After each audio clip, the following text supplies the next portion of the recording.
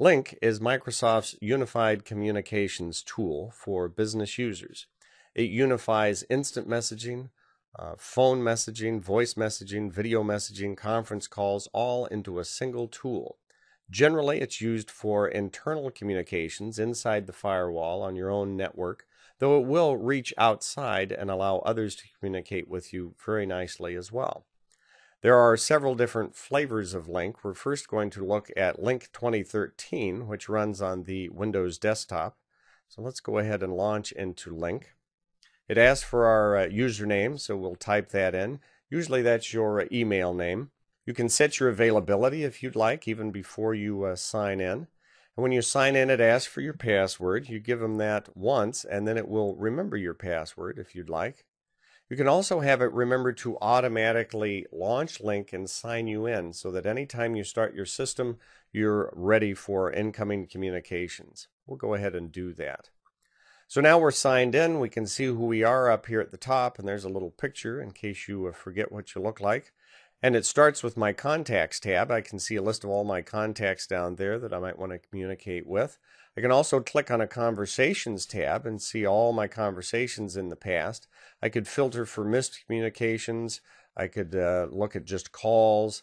If I am integrated with my phone system, you might have a dial pad here where you could dial a number to connect with someone. If you have voicemail set up, that's an option. You might have that listed down here.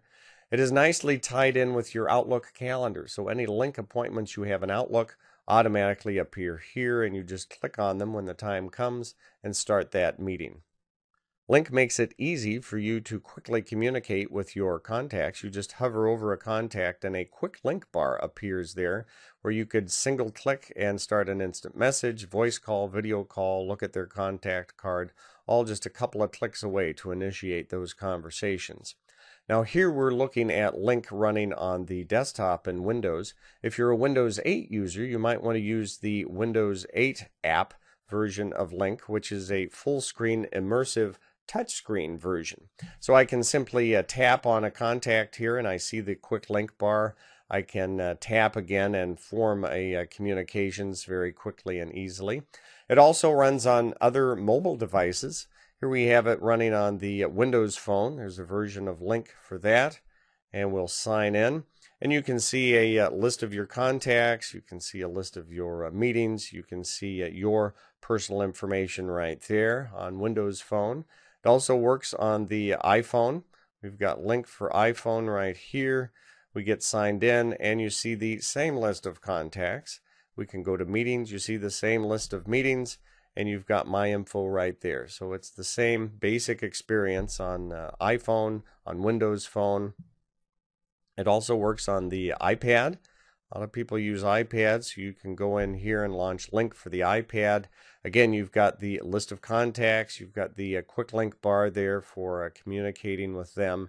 You can look at the meetings. A single click here to then join that respective meeting. And over here we can see our personal information and our status listed right there.